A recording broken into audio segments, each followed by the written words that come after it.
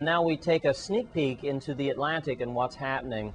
Of course, over the weekend, Tropical Storm Hermine developed just in the Gulf of Mexico and is now moving its way up towards Texas. Now, what remains of Tropical Storm and Hurricane Gustav is just passing us now, just about 100 miles to 150 miles to 200 miles southwest of St. Croix. That is pretty much the last we'll see of it, and there's only about a 20% chance of that redeveloping into a hurricane system, so not much of that happening. Off in the mid-Atlantic right now, we have a low potential disturbance number 2. It's at about a 10% chance of becoming a tropical storm, and we'll have to keep our eye on that because as we've seen so far in this hurricane season, things that are 10 to 20% possible chance of becoming a hurricane have actually developed into something a little bit more lethal. There's also another storm out in the mid-Atlantic, just behind low potential disturbance number 2 is low potential disturbance number 3. A little bit larger than tropical disturbance number 2, and it's also carrying with it about a 20% chance of developing into something a little bit more severe. Because these two systems are further out into the Atlantic, there's a lot more time for it to culminate into something that could possibly be a threat to the Virgin Islands, so we do want to keep our eye on those. And we will take another look into the weather system as we move towards the end of the program tonight. And this past weekend, the annual Holy Ramadan season came to a close. Let's take an exclusive look at the celebration at the local mosque here in Catherine's Rest area of St. Croix.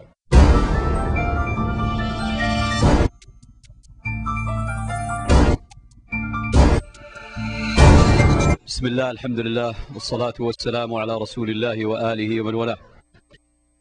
Is Amjad Hamoude. I am the leader of the Muslim community of tonight. We have a Islamic party. Actually, one brother, he had a new baby, and he invites all the community, including the orphans.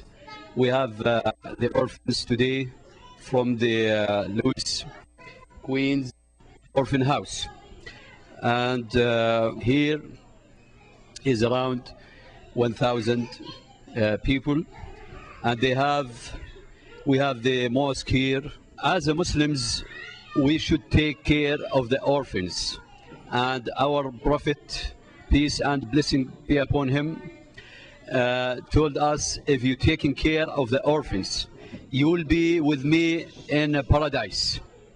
And also in another saying of our Prophet sallallahu alaihi wasallam, he said, the best house among the houses of the Muslims is the house has orphans and they treat him good.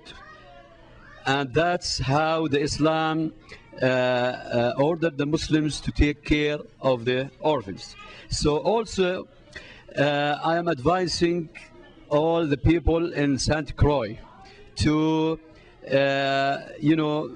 give some of your times to those orphans that they don't have parents. Visit them and spend some time with them, inshallah.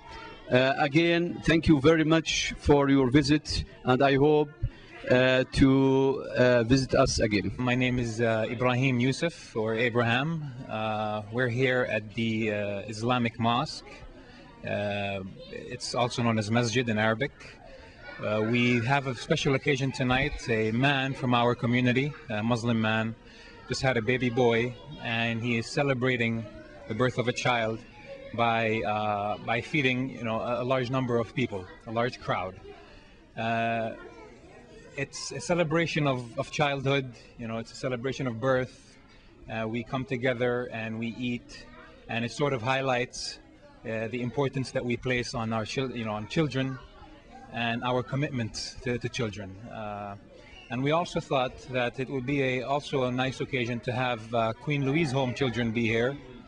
And there's always coordination between us and Queen Louise Home.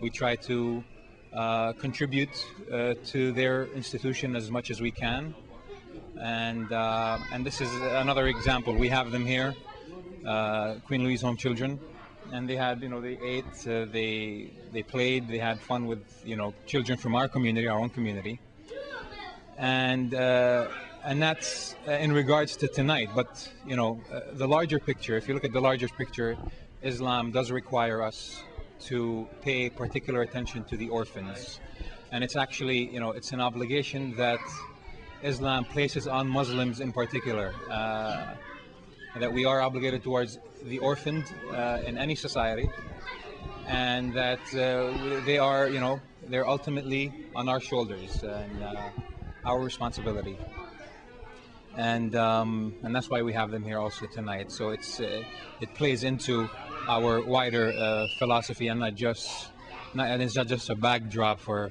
tonight's occasion. When we come back from this break, we'll take a look at Shally Moorhead and his reparation movement. Stay with us.